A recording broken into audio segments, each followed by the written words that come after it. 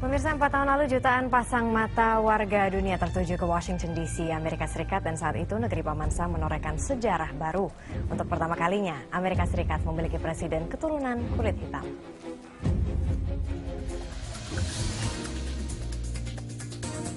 $1,8 juta manusia memadati kota Washington DC pada hari itu untuk menjadi saksi sejarah.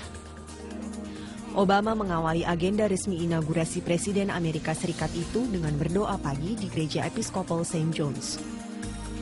Selanjutnya, Obama bertemu dengan Presiden George Walker Bush di Gedung Putih, kemudian mereka berangkat ke Capitol Hill untuk mengikuti rangkaian upacara pelantikan Presiden Amerika Serikat ke-44. Tepat pukul 12 siang, pengambilan sumpah presiden dilakukan.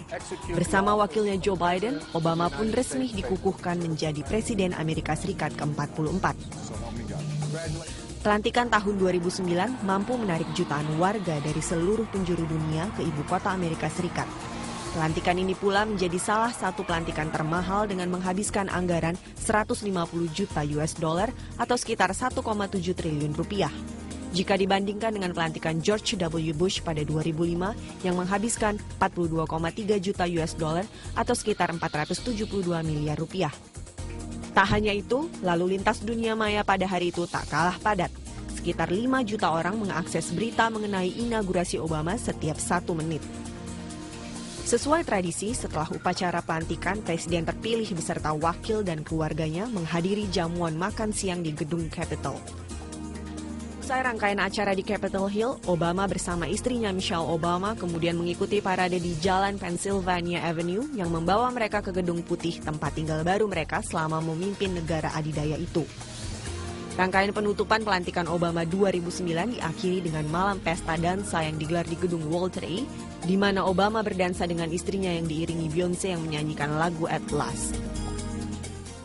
Tradisi pelantikan Presiden Amerika Serikat tidak pernah berubah sejak Presiden pertama George Washington yang dilantik pada tahun 1798. Nah, hadir di studio untuk memberikan pandangan mengenai pelantikan Presiden Amerika Serikat dan dampak kabinet baru, terutama terkait fokus di Asia, Duta Besar Amerika Serikat untuk Indonesia, Scott Marciel. Good evening, Mr. Ambassador. Good evening. Thank you very much for being here. My pleasure. Thank you.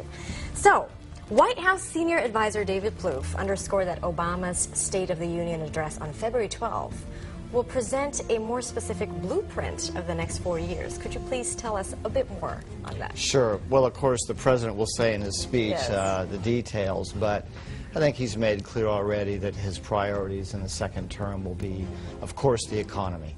Our economy is growing, but we think it can grow faster, and we need to get unemployment down. So priority number one will be the economy. But he also certainly wants to move ahead on immigration reform, gun control, and continuing to play a positive role in the world, including in continued engagement in Asia. All right. And one of America's priorities, like you said, for the U.S. and its relations to the rest of the world is pivot to Asia. So how important is pivot to Asia for America? Well, it's very important because Asia is so important for the whole world, not just for the United States. I mean, if you look at population, the economy, political power, in every way, really, Asia is hugely important to the whole world. And so our president's very committed to continuing our engagement. In what way is Asia important for America? Well, just the size, the economic importance, the dynamism of the region. It's a region that's been very dynamic over the last decade or two with good economic growth. Hugely important major powers here, China, of course, India, traditional allies like Japan, Korea, and Australia, and very important countries like Indonesia. Well, we're flattered. Now, with the new Secretary of State, John Kerry, do you think there will be anything different in relations to Indonesia? I think there's strong support throughout not only the administration but in both political parties for very good relations and improved relations with Indonesia. And I think under Secretary Kerry, assuming he's confirmed, we expect to see a continuation of our comprehensive partnership and really an effort to build closer ties not only between the governments but between the people. And how do you do that? Well, actually, it gets down to real people-to-people cooperation, and specifically what we've tried to do is get more Indonesians studying in America, more Americans studying here, more exchanges, find more areas of cooperation, both within the government, outside of government, and more business. So how many Indonesian students actually studying in America right now, and what is the target? Right now we have just over 7,000 Indonesians studying in America. The short-term target in, say, the next 4 or 5 years would be to double that. But eventually we'd like to see it get up over 25,000. We think that's realistic, certainly. There's certainly that many students and more from some other countries. All right. Now, Washington's pivot so far is overwhelmingly military in emphasis, including the enhanced rotation of U.S. Marines through Darwin. Anything new? Well, I guess I would see it slightly differently. What people tend to notice is the military, because it's very visible. If you announce some troops or something, everyone can see that. But actually the pivot has been, I'd say, first diplomatically. You know, the president has been here to Indonesia alone twice. He's been to the region several times. Secretary Clinton has been to the region a number of times as well. We've been joined the East Asia Summit, been very active in working with ASEAN. So a very major diplomatic pivot. We're stepping up our economic engagement as well with the Trans-Pacific Partnership, lots more exchange programs, scholarships.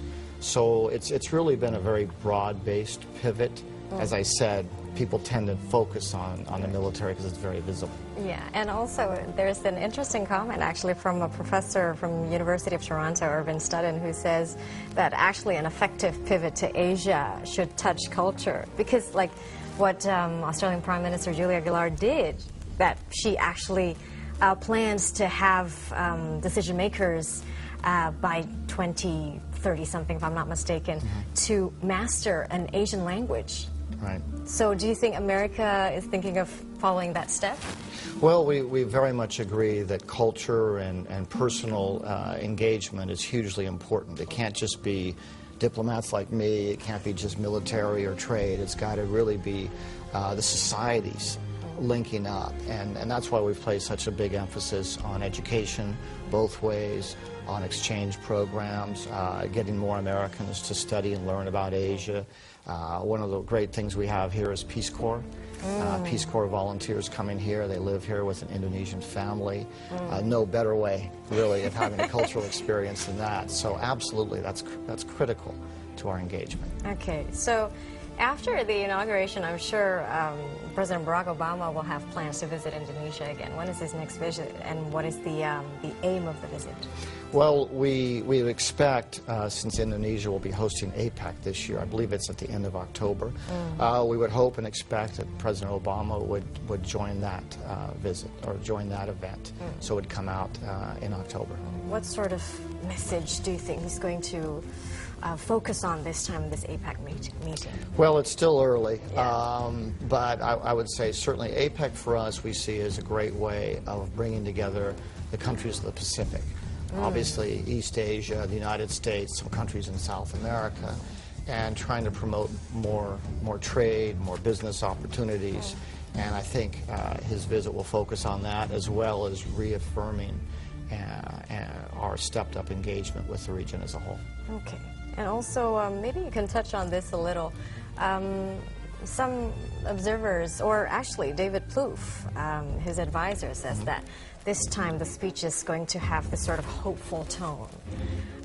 Can you tell a little detail on that? Well, you know, the president's speech is coming up shortly. I'm not privy to what's the details of what's in it. But certainly, if we look at past inaugural speeches and the president's speech 4 years ago, it's a time to talk about vision for the next 4 years, and a time to talk about our country as a whole. Not this party or that party, but our country as a whole. The challenges we face, but also the opportunities. And I would expect the president will lay out some of the things he hopes to achieve in some of the reforms, some of the economic programs he would like to move ahead on. Probably, I would assume, mention the deficit, since the budget deficit is something we do have to tackle. Again, I don't know the details, but I would expect him to be talking about here's the opportunities that lie ahead of us. Right, and also we saw earlier my colleague Andini Effendi is in Capitol Hill at the moment, and there's this prediction that there's going to be maximum 800,000 people there, and that is less than half of what Barack Obama had in 2009. How do you see this? What's your take on this? Well, I wouldn't read too much into that. I mean, what the votes that, or the numbers that really mattered were for the election.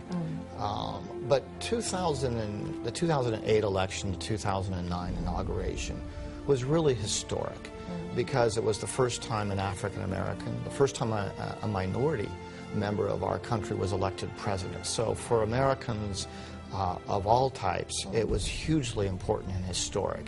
And so I think 2009 inauguration was very special in a way that very few inaugurations are. Yes, and also we can see that Obama had 10 balls at the time, and now it's 2. And we will talk further on the inauguration of Barack Obama and John Biden. Untuk sementara pemirsa, pelantikan Barack Obama sebagai presiden untuk kedua kalinya ini mengangkat tema keyakinan pada masa depan Amerika. Nah, puncak pelantikan ini adalah saat Biden dan Obama mengambil sumpah. Namun rangkaian acara tentunya tidak sesederhana itu. Nah, seperti apa kira-kira rangkaian acara pelantikan Presiden Amerika Serikat kali ini? Berikut liputannya.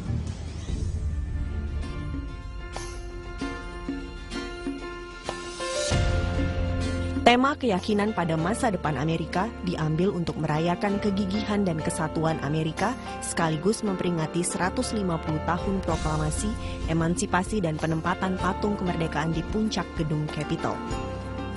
Dalam inaugurasi ke-57 ini, Obama akan disumpah menggunakan 2 kitab suci, yaitu milik Lincoln yang telah digunakannya dalam pelantikan 4 tahun lalu dan kitab suci milik Martin Luther King Jr.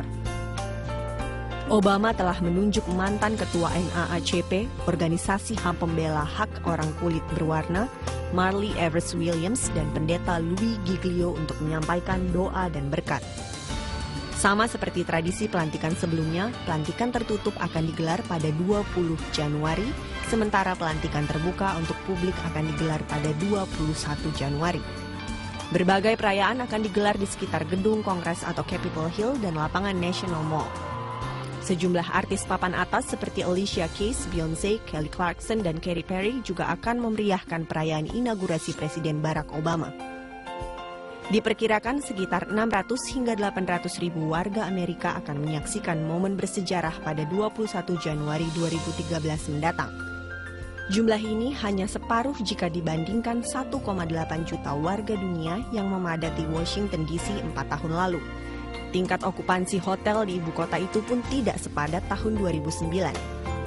Pada pelantikan kali ini, panitia pelantikan Obama 2013 mengumpulkan dana hingga 1 juta US dollar atau sekitar 1 triliun rupiah. Tentunya kami nanti akan meneruskan perbincangan dengan Duta Besar Amerika Serikat untuk Indonesia, Scott Marciel. Tapi nanti, dan untuk sementara kami juga ingin mengundang Anda pemirsa untuk memberikan komentar melalui Twitter di @metro_TV. Di Twitter nanti juga kami tentunya akan hadirkan di situ. Untuk sementara kami sambut dulu headline news pukul 23 waktu Indonesia Barat berikut ini.